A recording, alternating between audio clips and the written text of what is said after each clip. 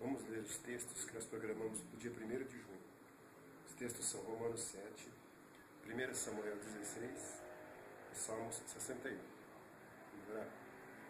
Querido Pai, obrigado por esse tempo que o Senhor nos deu, a liberdade também que nós temos de poder ler a Tua Palavra, de poder aprender, de poder ensinar, de poder viver, de poder obedecer, compartilhar, discutir, aprender, pôr em prática, te obedecer, te alegrar, te bendizer, glorificar o Teu nome. Em nome de Jesus, amém. Bom, então, Romanos 7, 1.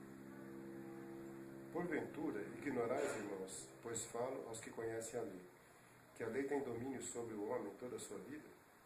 Ora, a mulher casada está ligada pela lei ao marido, enquanto ele vive, mas se o mesmo morrer, desobrigada ficará da lei conjugal.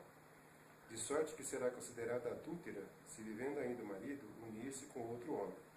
Porém, se morrer o marido, estará livre da lei e não será adúltera se contrair novas núpcias. Assim, meus irmãos, também vós morrestes relativamente à lei, por meio do corpo de Cristo, para pertencerdes a outro, a saber, aquele que ressuscitou dentre os mortos, a fim de que frutifiquemos para Deus. Porque quando vivíamos segundo a carne, as paixões pecaminosas postas em realce pela lei, operavam em nossos membros, a fim de frutificarem para a carne, para a morte.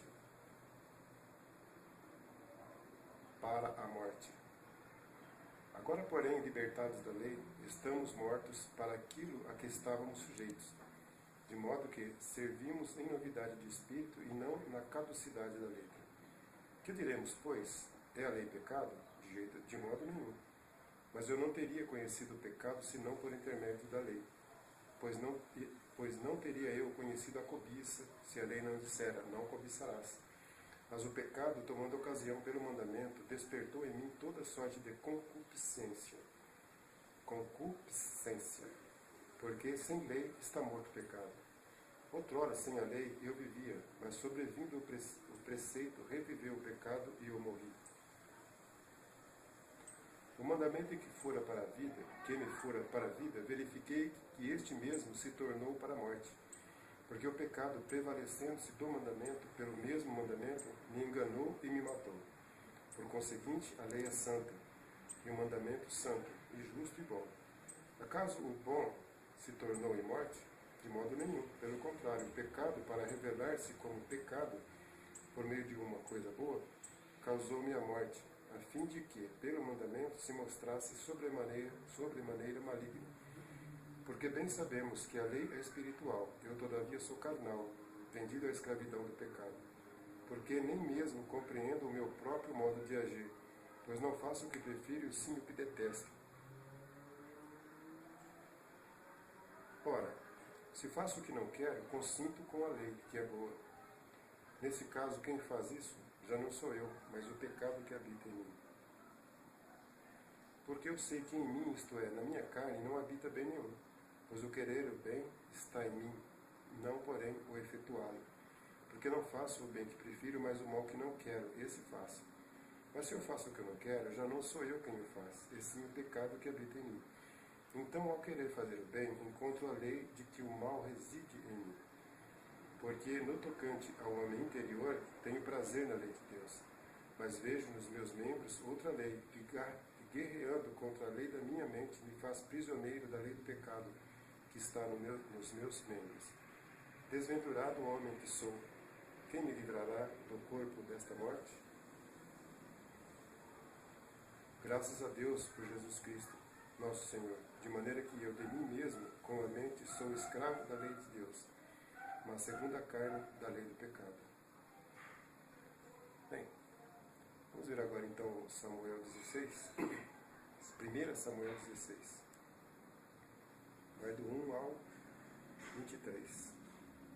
Então, 1 Samuel 16, 1. Disse o Senhor a Samuel: até quando terás pena de Saul, havendo-o eu rejeitado, para que não reine sobre Israel? Enche um chifre de azeite e vem, enviar-te-ei a Jessé, o belemita, porque dentre os seus filhos me provi de um rei. Disse Samuel: como irei eu? Pois Saul o saberá e me matará. Então disse o Senhor, toma contigo um novilho e dize, vim para sacrificar ao Senhor. Convidarás Jessé para o sacrifício. Eu te mostrarei o que hás de fazer. E ungir-me-ás a quem eu te designar. Fez, pois, Samuel o que dissera o Senhor e veio a Belém. Saíram-lhe ao encontro os anciãos da cidade, tremendo, e perguntaram, é de paz a tua vinda? Respondeu ele, é de paz. Vim sacrificar ao Senhor. Santificai-vos e vinde comigo ao sacrifício. Santificou ele a Jessé e os seus filhos e os convidou para o sacrifício. Sucedeu que, entrando eles, viu a Eliabe e disse consigo, certamente está perante o Senhor o seu ungido. Porém o Senhor disse a Samuel, não atentes para a sua aparência, nem para a sua altura, porque o rejeitei, porque o Senhor não vê como vê o homem. O homem vê o exterior, porém o Senhor o coração. Então chamou Jessé a Abinadab, e o fez passar diante de Samuel, o qual disse, nem a este escolheu o Senhor. Então Jessé fez passar a Samá, porém Samuel disse, tampouco a este escolheu o Senhor. Assim fez passar Jessé os seus 7 filhos diante de Samuel. Porém Samuel disse a Jessé, o Senhor não escolheu estes. Perguntou Samuel a Jessé, acabaram-se os teus filhos? Ele respondeu, ainda falta o mais moço que está apacentando as ovelhas. Disse, pois, Samuel a Jessé, manda chamá-lo, pois não nos assentaremos à mesa sem que ele venha. Então mandou chamá-lo e fê-lo entrar. Era ele ruivo, de belos olhos e boa aparência. Disse o Senhor, levanta-te e ungi-lo, pois este é ele. Tomou Samuel o chifre do azeite e o ungiu no meio de seus irmãos. E daquele dia em diante o Espírito do Senhor se apossou de Davi. Então Samuel se levantou e foi para Ramá. Tendo-se retirado de Saul o Espírito do Senhor, da parte deste, um espírito maligno o atormentava. Então os servos de Saul lhe disseram, eis que agora um espírito maligno enviado de Deus te atormenta. Manda, pois, Senhor nosso, que teus servos que estão à tua presença busquem um homem que saiba tocar harpa. E será que quando o espírito maligno da parte do Senhor vier sobre ti, então ele a dedilhará e te acharás melhor. Disse Saul aos seus servos, buscai-me, pois, um homem que saiba tocar bem e trazei-me. Então respondeu um dos moços e disse, conheço o filho de Jessé, o belemita, que sabe tocar e é forte e valente, homem de guerra, sisudo em palavras e de boa aparência, e o Senhor é com ele. Saul enviou mensageiros a Jessé, dizendo, envia-me Davi teu filho, o que está com as ovelhas. Tomou, pois, Jessé um jumento, e o carregou de pão, um odre de vinho e um cabrito, e enviou-os a Saul por intermédio de Davi seu filho. Assim Davi foi a Saul e esteve perante ele. Este o amou muito e o fez seu escudeiro. Saul mandou dizer a Jessé, deixe estar Davi perante mim, pois me caiu em graça. E sucedia que quando o espírito maligno da parte de Deus vinha sobre Saul, Davi tomava a harpa e a dedilhava. Então Saul sentia alívio e se achava melhor, e o espírito maligno se retirava dele. Bem, vamos ver agora Salmos 61, que vai do 1 ao 8. Então, 61, 1. O mestre de canto com instrumentos de corda de Davi. Agora o texto. Ouve, ó Deus, a minha súplica, atende a minha oração. Desde os confins da terra clamo por ti, no abatimento do meu coração. Leva-me para a rocha que é alta demais para mim, pois tu tens sido refúgio e torre forte contra mim. Assista eu no teu tabernáculo para sempre, no esconderijo das tuas asas eu me abrigo. Pois ouviste, ó Deus, os meus votos e me deste a herança dos que temem o teu nome. Dias sobre dias acrescentas ao rei, duram os seus anos, gerações após gerações. Permaneça para sempre diante de Deus, concede-lhe que a bondade e a fidelidade o preservem.